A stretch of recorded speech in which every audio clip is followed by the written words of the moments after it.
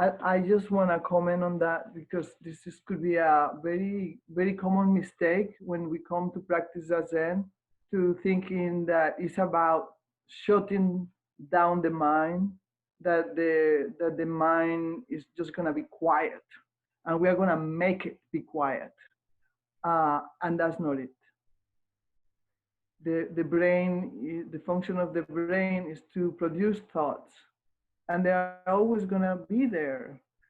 And later down, I don't want to spoil it for you to say something that is in a few lines away, but I can help myself. Says that thoughts are not but flowers of air. Why work so hard at grasping them? So the brain is always going to be producing these flowers of air. And, you know, why do we have to go running after this? The illusory reality is just flowers of air. Here we are saying this is, this is incredible guidance for practice. Somebody is working with their breath or their first breakthrough koan, and they had gotten to a place that is quiet. It's very quiet, it's very still. They feel coming back home to their hearts, like they can feel it. They are coming back to their home. But then suddenly there is a thought, and then we follow that thought, and then we follow the other thought, and then we come to realize we have gone pretty far away from that stillness. So we do not confront the thoughts. We do not confront our voices in our head. We just return to our practice. We don't argue with the thoughts. We don't comment the thoughts. We simply calmly just return to our practice, whatever our practice is. That's what helps. Not engaging with those thoughts. So when we do see the truth clearly, we can let go of our opinions quite quickly.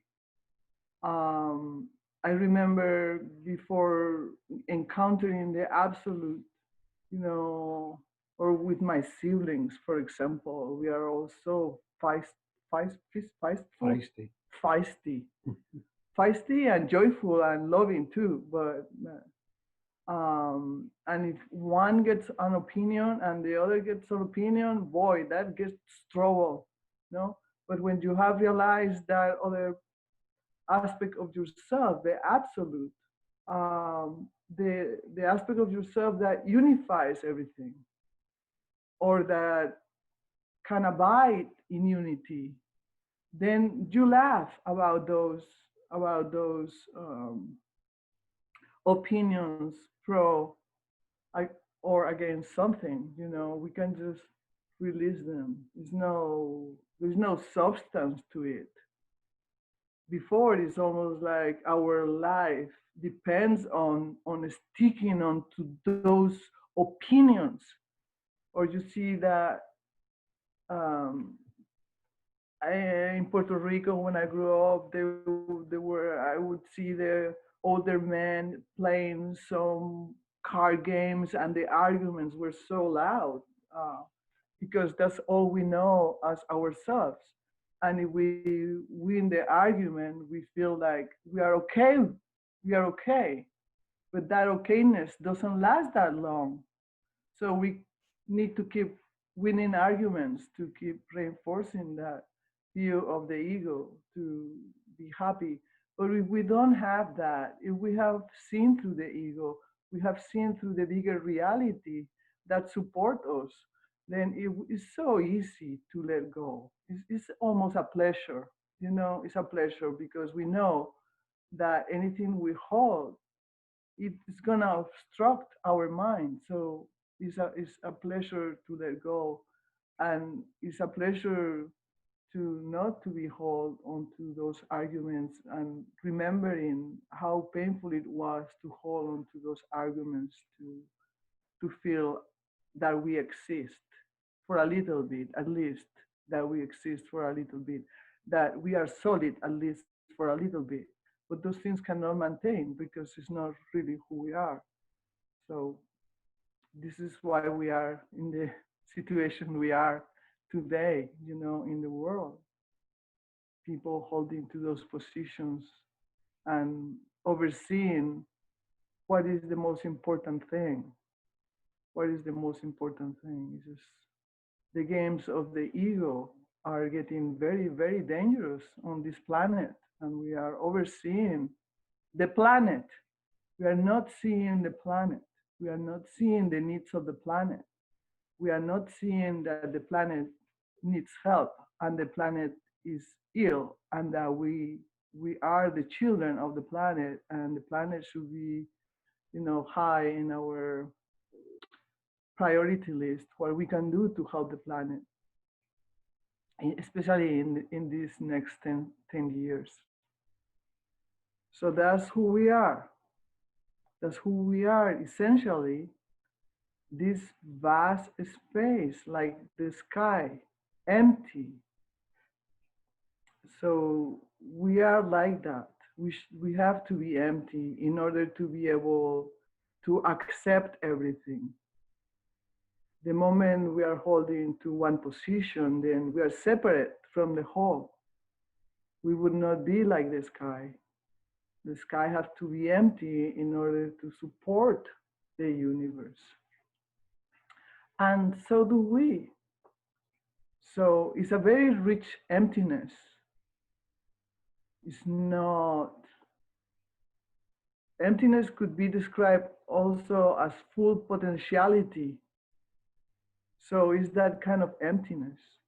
Everything comes out of that emptiness. And we also were born from that emptiness and will return to that emptiness.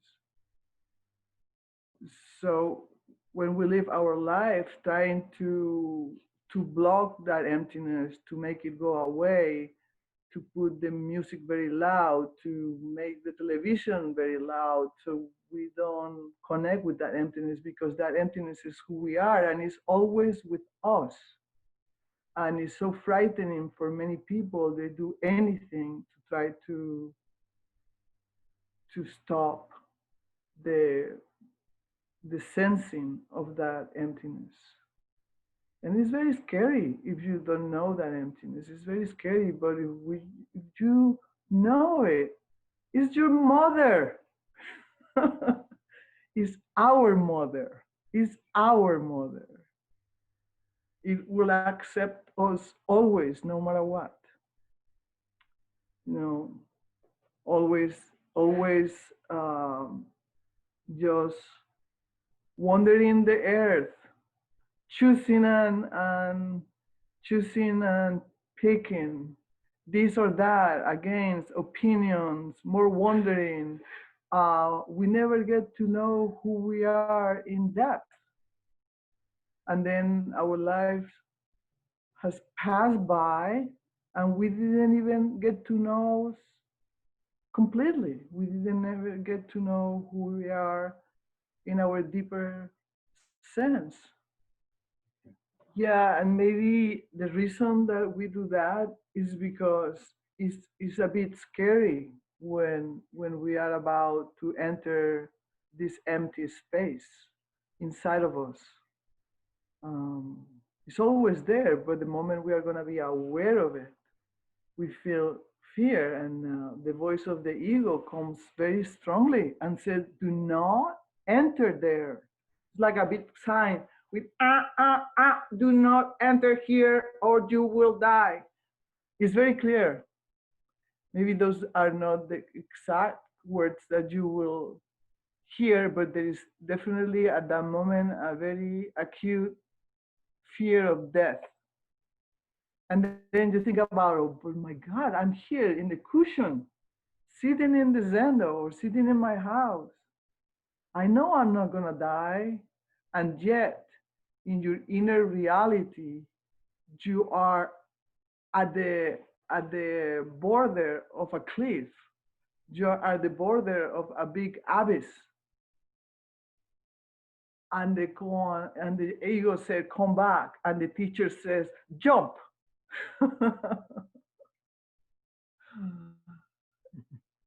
So it's very important to have a relationship with a teacher that you can trust.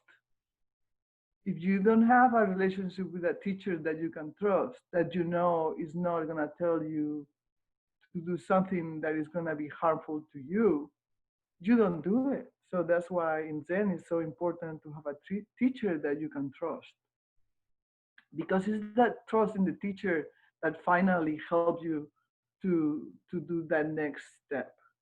And that's when you enter emptiness. And that's when you realize that, oh, I didn't die. Oh, actually, I float. Oh, actually, this is called the groundless ground upon to stand. I can stand on it, but it seems like there is no floor because we are not attaching to things. You see, so so that's the strategy for most people, because the emptiness is there always calling us. But then we're afraid, so we try to cover it with things, cover it and cover it and cover it and cover it. But in Zen practice is uncover, uncover, uncover, uncover, keep on covering. And then you get there, you I had to remember my teacher. I mean, I did it because my teacher said jump, and I would do anything he would tell me at that time. So I jumped, and then it was the most liberating experience. Like a lot of burden fell off my shoulders. Even more than burdens, it was more like chains had fallen off, and the feeling of coming back to life and being able to take the first fresh breath of my life. It was like that. So that's why we teach this now. This is our passion of helping people do that transformation in themselves.